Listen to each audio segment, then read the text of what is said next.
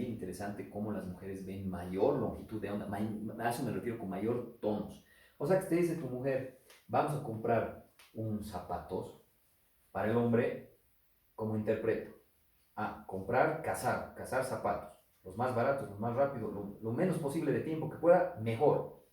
Una mujer está diciendo, voy a comprar zapatos, pero en realidad está diciendo, quiero ir a recolectar zapatos el mejor, el más barato, más práctico, necesito eso. Entonces, vas a una tienda X, se miden los zapatos rojos, tú dices, bueno, ya hemos estado media hora, ya compraremos uno y te dice, me gusta esto, pero no, ¿tú crees que el que te guste se va a quedar ahí? No, vamos a ir a 50 tiendas más, no importa, vamos a ir a ver una, otra, y si tú no entiendes esto, vas a decir, pucha, ¿qué le pasa? Está loca, ese era el mejor zapato y demás, y me está cargando, me está enojando. Peor aún si después de 3 horas y de 3 o 4 tiendas que has ido, te dice, ¿sabes qué? Me parece que el zapato de la primera tienda, el primero que me he puesto, ese creo que es el mejor. Tú vas a, en tu mente de cazador, vas a decir, esto no funciona, o sea, esto es algo incoherente, ilógico, pero no es lógico. Por eso es que hay que entender esas diferencias y entender eso, no es ilógico, porque está yendo a recolectar el mejor zapato. Y ahí sí la puedes arruinar tus 3 horas de espera y demás, vas a la tienda ya enojado con tu web, sacan el zapato y habían habido 3 zapatos rojos. Y de esos 3 zapatos te va a hacer una pregunta necesaria. ¿Cuál de los tres?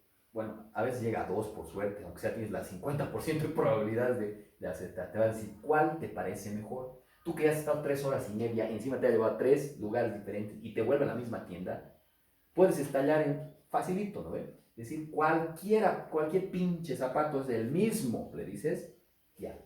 Error garrafal, has perdido todo tu mérito de haberla acompañado y demás, porque ella te va a decir, no te fijas, no me tiras bola, no te importas conmigo, bla, bla, bla. Y es difícil, pues, para un hombre. La mujer también tiene que entender que él está viendo los mismos 3 tonos de color. No te puede decir cuál color le va mejor y demás. Muchos hombres ilusamente piensan que las mujeres, cuando se alistan y se alistan, se están preparando para él, digamos, ¿no? En general, las mujeres se alistan para las otras mujeres, porque las más criticonas son las otras mujeres. Entonces, si entre una mujer y un hombre no puedes decir qué tipo de color es, qué longitud de onda, imagínate entre un color de un tumor X o un tumor Y, está difícil. Si yo les haría la pregunta ahorita, mi pared, ¿no? La están viendo ahorita, esta pared. Y me van a mandar por el chat o por donde sea. ¿Qué color les parece esta pared? ¿Ustedes creen que toditos me van a decir el mismo color de esta pared? Y eso que es un color que hemos elegido. Y eso es que es un color monocromático, ni siquiera es de otros más colores. Y a ver, vamos a hacer el ejercicio. Me van a decir qué color es este. Me van a decir el verde, medio amarillo, verde amarillento. No sé, imagínense esto. Entonces, ¿el color es subjetivo o es objetivo? Con eso ya está más que seguro que el color es subjetivo. Ya hemos visto color, hemos visto forma, vamos a ver superficie. O textura también se llama, ¿no? La textura. Si pasas tu mano por aquí, suavita. Pasa alguien, no, es anfractuosa. Entonces también entre uno y otro, para alguien puede ser esta pared, para mí es suavita, pero para mi esposa tal vez parece anfractuosa, quién sabe. Entonces, entre uno y otro, si no se puede medir, comparar, que hemos dicho, es subjetivo. Entonces, la textura o superficie es subjetiva. Lo que nos lleva a entender que sí o sí, 3 son objetivos porque se pueden medir, comparar. 1 centímetro aquí o en la China, si mides bien, ¿es 1 centímetro? Sí. Entonces, el tamaño es objetivo. El peso, aunque varía mínimamente por la altura y demás, ya vamos a hablar en eso en otra ocasión, el peso, 1 kilogramo aquí o en China debería ser lo mismo. La localización, o sea, o está en cabeza y cuello, en cavidad oral, o no está. o está en abdomen o no está. O sea, la localización es el tamaño, el peso y la localización son parámetros objetivos. La densidad nos hemos quedado al final. ¿Por qué nos hemos quedado con la densidad al final? La densidad está en los dos lados. Y esto sí, necesariamente yo les preguntaría, ¿por qué estoy diciendo que está aquí? ¿O por qué estoy diciendo que está aquí? Puede ser en uno u otro. Por ejemplo, vamos a tener una paciente con una lesión nodular en cuadrante superior externo de mama, una paciente de 46 años con antecedentes de cáncer de mama en la familia, bla, bla, bla. Tocas y uno de los parámetros va a ser qué densidad es más duro, es más blando, y algunos que no tienen experiencia pueden decir esto es más duro, más blando. Incluso los que tienen experiencia, para alguien esto puede ser duro, para otro puede ser blando. Es subjetivo, o sea, es decir, en relación a la densidad o a la consistencia. Pero, ¿cómo podemos volver a la densidad más objetiva? Se puede volver la densidad más objetiva porque, si se acuerdan, la densidad tiene una fórmula. En realidad, cuando nosotros hablamos cuando hemos ido al colegio, por eso les digo, un médico no es alguien que le iba bien en biología y le iba mal en física, mate, así, o sea, no. O sea, un médico es alguien al que le iba bien en todo, hasta en filosofía, porque hay que tomar decisiones bien difíciles a veces, ¿no? Entonces, la densidad, ¿a qué es igual? En general, cuando pregunto esto, un 60% me dice que es y otro no. Tal vez por la reforma educativa, no sé, creo que ahora nadie se aplaza o algo así. Densidad es igual a ¿qué? Según una fórmula matemático-física, si quieren llamarlo, a masa sobre volumen. Eso es densidad.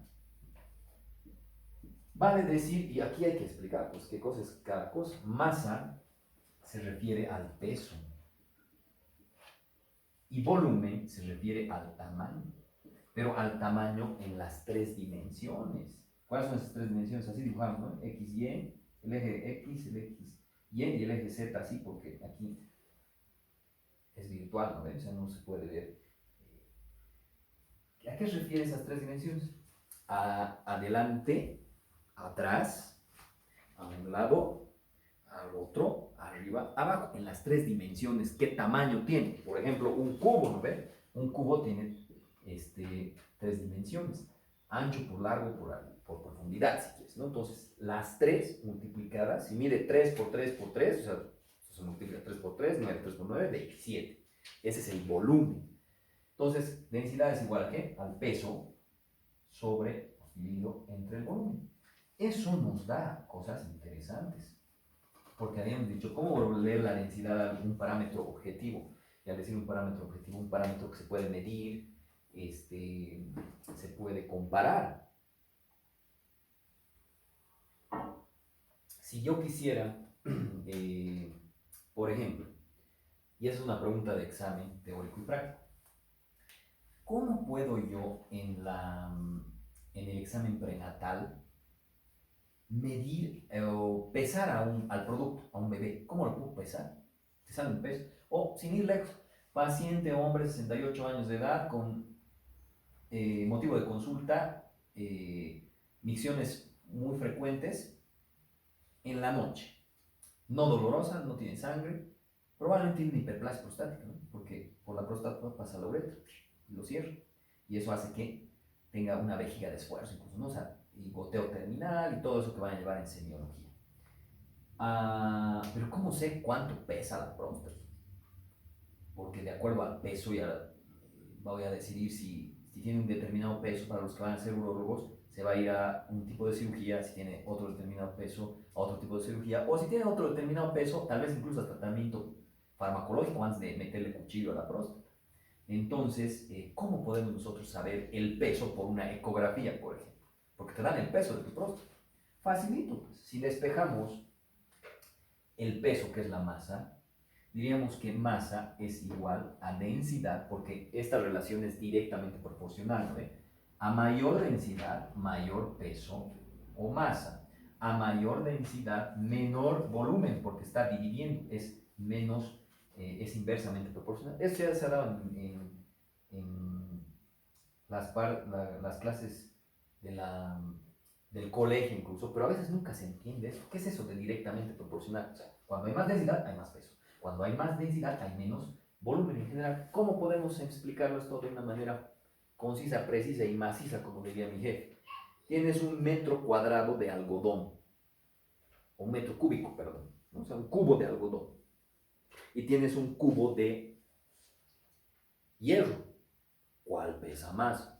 Me van a decir, obviamente, pesa más pues, el de hierro y el algodón pesa menos.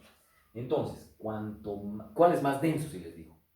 Te puedes tirar así un clavado al cubo de hierro, te vas a romper tu cabeza, pero te puedes echar un clavado tal vez al cubo de algodón, puede ser, porque el menos denso es el algodón y el más denso es el cubo de hierro. Entonces, a mayor densidad, ¿quién pesa más? El hierro. Mayor el cubo de hierro. A mayor densidad, menor volumen. ¿Qué quiere decir eso? El cubo de hierro está medio difícil ya compactarlo más, ¿no? Así aplastarlo y que sea menos voluminoso, menos tamaño. Pero el cubo de algodón lo puedes compactar. Entonces tienes menos volumen. Pero a menos volumen, ¿qué pasa? Está más o menos denso eso.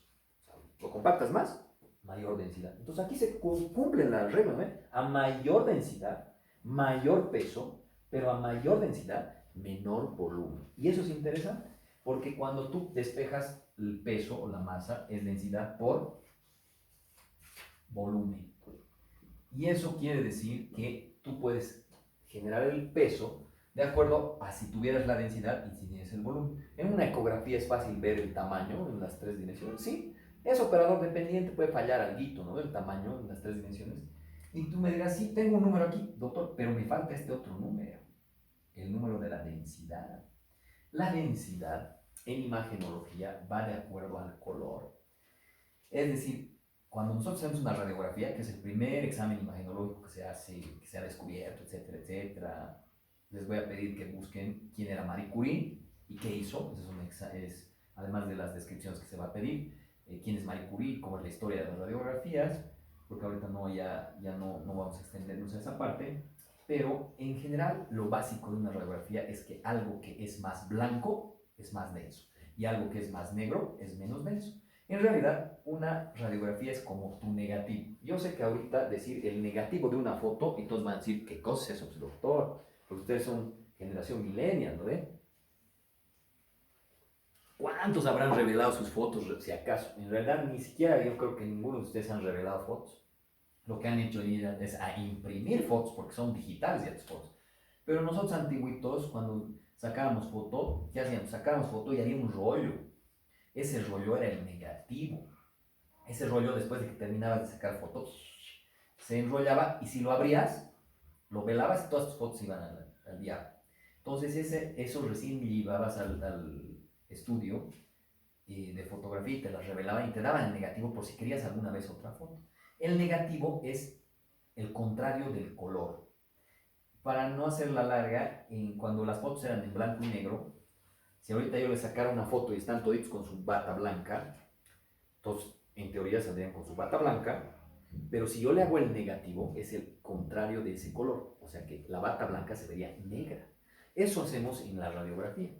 La radiografía es como una foto donde pasa un rayo que tiene dualidad partícula-onda, pero después vamos a discutir de eso, se actúa como onda, como luz, digamos, y como partícula. O sea, los rayos X también golpean a las células, por eso es que no le puedes hacer una radiografía a una gestante porque puedes producirle efecto teratogénico, es decir, puedes lesionar a ese niño. Es más, te puedes hacer radiografías, y eso para los odontólogos, ¿no? Aquí, hoy voy a tomar una placa aquí porque los odontólogos sacan sus propias radiografías.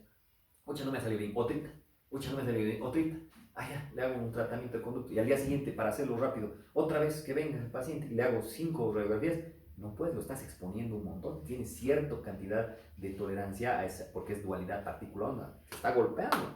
No es lo mismo que te den un golpe hoy día y te recuperes una semana después y te den otro, que te den golpes días todos los días. Entonces, eso sí puede producir lesión.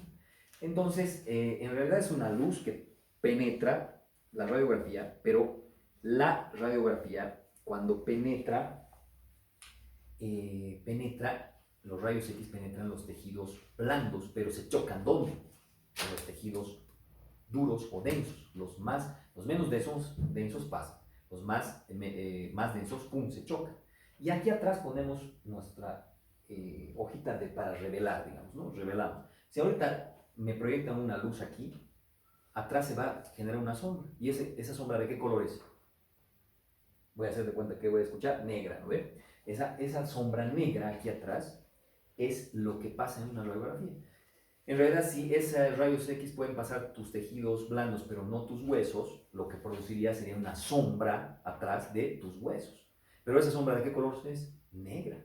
Lo que quiere decir que tu radiografía saldría blanco, blanco, blanco, el pulmón blanco y los huesos negros. Pero para resaltar, para ver mejor esa radiografía, le hacemos un negativo. ¿Qué hace su negativo? Lo blanco pasa a ser negro, lo negro pasa a ser blanco. Así, su negativo. Entonces, en vez de ver los huesos negros, los vamos a ver blancos porque pasamos su negativo. Ahora bien, hacemos ese ejercicio de esa manera y con esto ya el conflicto cognitivo que pudieran tener posteriormente en sus clases de imagen o radiología, ya no. Porque les van a decir qué es radiolúcido y qué es radiopaco. En general, en odonto y en medicina, cuando sacan sus radiografías, qué es radiolúcido y qué es radiopaco. Y algunos piensan y dicen radiolúcido debe ser con blanco, porque se ve con luz, y radiopaco es opaco, o sea, es negro. Y sí, tienes razón, pero como estás haciendo su negativo, es todo lo contrario. Entonces, el pulmón será radiolúcido o será radioopaco. Un tercer molar será radiolúcido o será radioopaco. Las costillas serán radiolúcidas o serán radiopacos. Porque si me dicen, doctor, cuando yo veo una radiografía veo que el pulmón es negro, o sea, es como oscuro. Por eso le voy a decir radiopaco, te vas a equivocar. Porque habíamos dicho que era ¿qué? Lo contrario, porque es su negativo.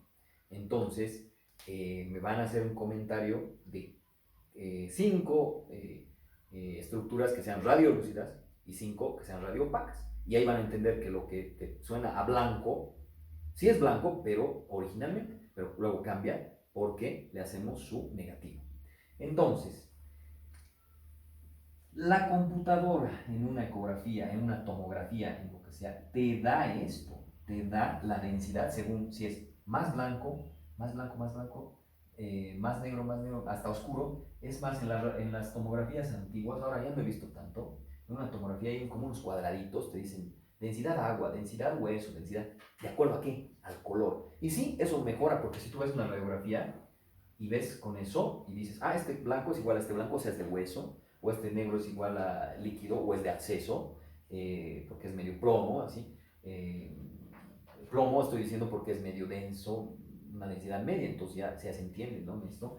Entonces, con eso te ayuda, pero sigue siendo subjetivo porque es entre una paleta de colores. Pero la computadora, por eso se llama tomografía axial computarizada, o la ecografía, te entra a una computadora y esto te da una longitud de onda que es medible, que es comparable, y sí te da un número aquí. Entonces, si tienes este número de densidad más el número del tamaño, lógicamente, ¿qué puedes sacar? El peso. O sea que ya, si te pregunto, ¿cómo se puede pesar una próstata por ecografía? Ya tienes una idea. ¿O cómo puedes pesar un bebé por ecografía? Inútero, ya tienes idea. Entonces, volviendo, hablamos de qué? La densidad, cuando solo palpas, tocas o solo ves una imagen radiológica, comparado entre uno y otro podría variar, o sea que vamos más a subjetivo.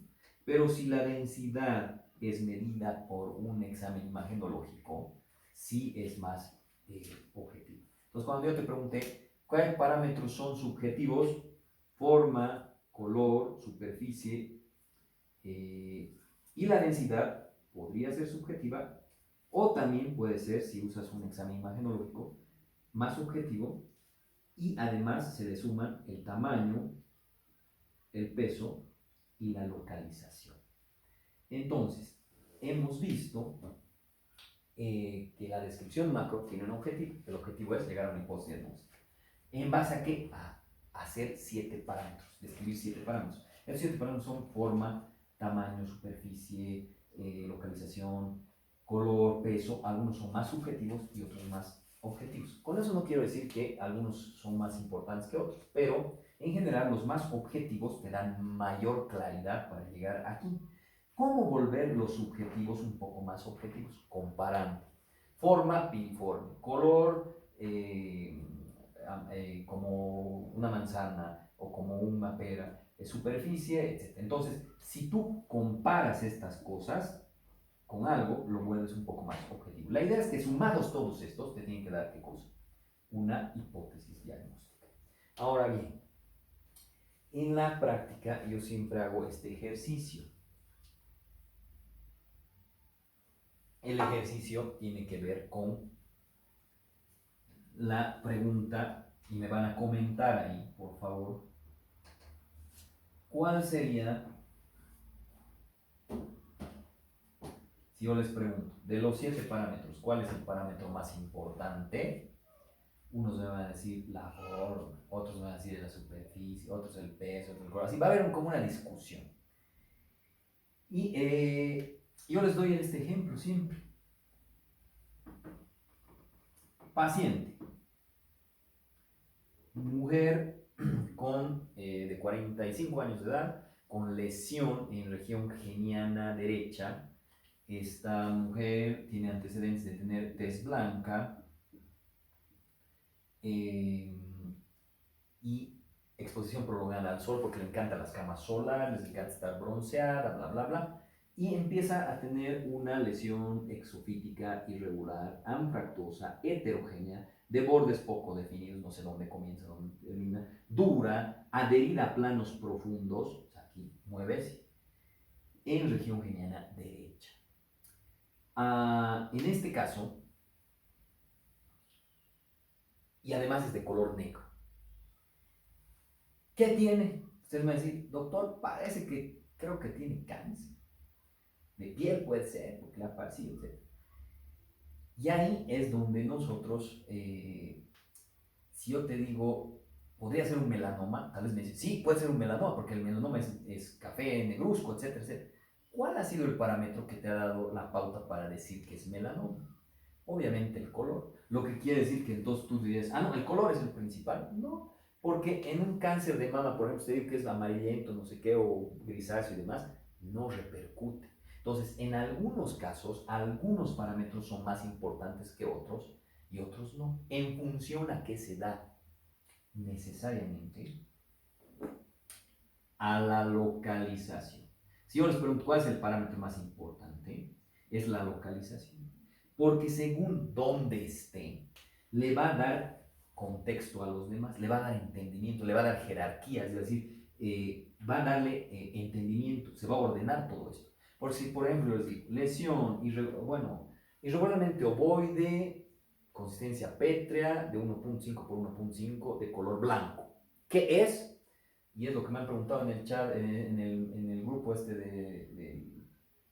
del Facebook, de que les han dado macroscopías a los estudiantes de la UNAM. Y yo veo todo eso, pero no sé dónde está. No sé, no te puedo decir nada. No te puedo decir gran cosa.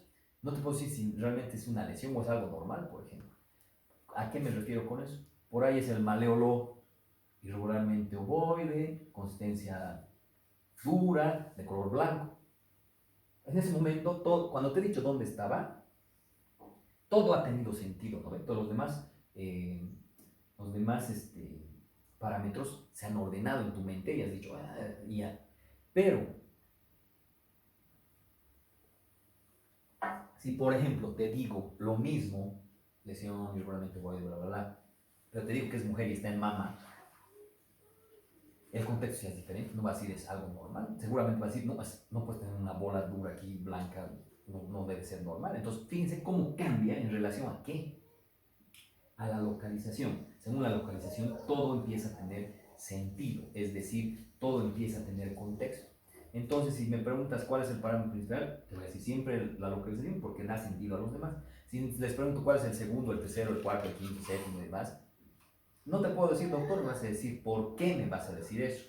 Porque si en este caso, en la lesión geniana que es café negruzca, el segundo parámetro que ha hecho que decías que es un melanoma ha sido el color, pero en el caso de la mama no ha sido el color, puede ser la forma, por ejemplo, el tamaño. Entonces, vamos a ver, yo sé que esto es, a veces me extiendo mucho y demás, lo bueno es que ustedes pueden ponerle pausa y demás, y después los voy a editar los videos así como de a 25 a 25, 30 minutos, pero tenemos que desglosar todo esto. Es decir, que siguientes clases o pausa o lo que sea, vamos a hablar de qué? De la forma como tal, de la consistencia, de la superficie, del peso, del tamaño, para ejemplificar más estas cosas, ¿no? Entonces, ya recapitulando, descripción macro, aujímetro, objetivo, dar una hipótesis diagnóstica. ¿En base a qué? 7 parámetros. Algunos son más objetivos, otros más subjetivos. ¿Cómo volvemos los objetivos? Objetivos comparando. Pero finalmente necesito esto. ¿Quién le da contexto? ¿Quién es el más importante de los parámetros? La localización. Ahora, en realidad, nosotros hemos dicho que una de las competencias fundamentales que hila todo esto se llama, ¿qué habíamos dicho que se llama? Razonamiento clínico. ¿Qué es eso? ¿Cómo piensa un médico para dar un diagnóstico? Ese razonamiento clínico puede ser de dos tipos, o de patrón, o puede ser hipotético deductivo. Es decir, si yo les digo paciente, hombre, 70 años, diabético, hipertenso, con dolor precordial, difuso, irradiado al brazo izquierdo, hasta el que me pasa, hasta el que pasa en la calle, que ha visto, aunque sea alguna serie de médicos, va a decir, probablemente, ¿qué tiene? Les voy a preguntar ahorita. Todos van a decir, doctor, creo que tiene infarto de miocardio. En general, está bien esa hipótesis diagnóstica, pero no necesariamente puede ser infarto de miocardio. Siempre yo les hago al principio de las clases, cuando recién están empezando y no han llevado semio todavía ni fisiopato, les digo, ya, le hemos hecho un electrocardiograma y además le hemos hecho unas enzimas cardíacas y no tiene infarto. Y les pregunto, ¿qué puede tener este paciente? Y tenemos así, línea isoeléctrica. No hay respuestas, no hay respuestas.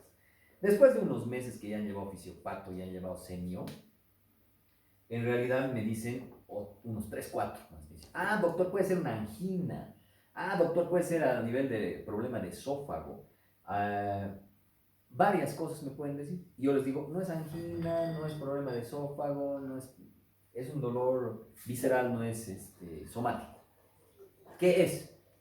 Y otra vez, en 3 meses posteriores que han llevado semi-fisiopato, línea isoeléctrica. Nada más me dice. ¿Por qué ha sucedido eso? Ha sucedido eso porque tú estás resolviendo el caso, pero estás resolviendo el caso por un método que habíamos dicho que es que de patrón. No es un método hipotético deductivo. Ahora, ¿por qué? Por patrón has asociado signos y síntomas característicos para una enfermedad. Imagínense si el médico tuviera que aprender solo de patrón, tendríamos que ser memoriones enciclopédicos. Pero imagínense que justo, o sea, y podría ser, ¿no? De memoria te puedes aprender algunos síndromes y demás. Pero ¿qué pasa si es atípico ese síndrome? Si no viene ese síntoma y signo que te dijo el libro, que debía haber. Es decir, a veces nos hacemos la burla y decimos, fíjate que ese tumor no leyó el libro y no se comporta como dice que debería comportarse los síntomas, signos, ese cáncer.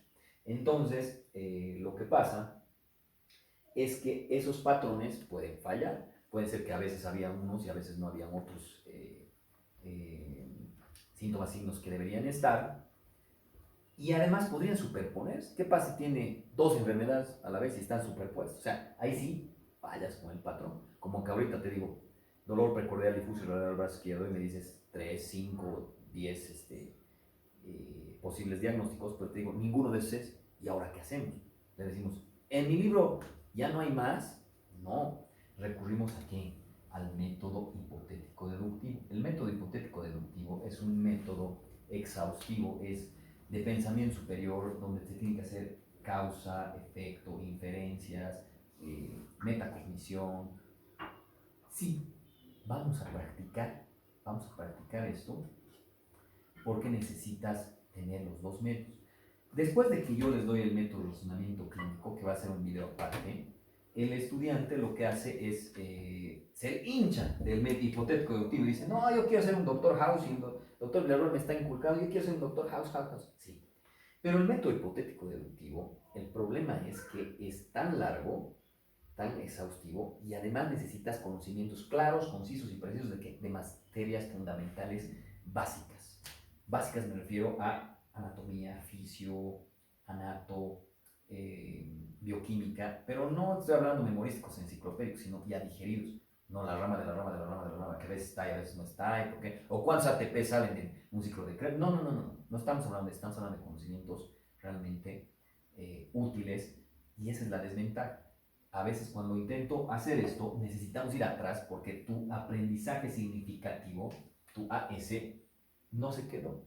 Porque lamentablemente fue el examen enciclopédico memorístico y así lo diste y luego te olvidaste. Entonces, ¿qué desventajas tiene este método que necesitas conocimiento? Desventaja la vemos porque tal vez es una ventaja, por ahí sí tienes conocimientos sólidos de la parte básica y eso implica que tengas mayor estés más suelto en el hipotético deductivo. Entonces todos van a decir, no, hincha, pero ¿y el de patrón entonces para tontos, burros, los médicos más mediocres son? No. En general el método de patrón sirve porque si el paciente viene con dolor precordial difuso del brazo izquierdo, el paciente y te entra un paro, cuidado que estés empezando a ver cuál podría ser la causa, y hasta que empieza eso, pasan los 10 minutos y se murió el paciente. En este momento entra la importancia del método de patrón, porque está en paro, haces esto, te sale A, sigues por aquí, te sale B, sigues por aquí, para que tu objetivo es sacarlo en el ritmo sinusal, no hay de otra. Entonces, el de patrón sí tiene su lugar y demás. Es más, también tú vas a ver un montón de pacientes y tiene que ver con la experiencia clínica. Cuantos más casos veas y más patrones conozcas, en Chile lo vas a hacer el diagnóstico, ¿no? Pero también todo el tiempo tienes que estar cuestionando a que probablemente no sea solo ese diagnóstico, por ahí tiene otra cosa con el hipotético deductivo. El mejor médico es el que tiene los dos patrones, o sea, los dos métodos, tanto el de patrón como el hipotético deductivo, se complementan.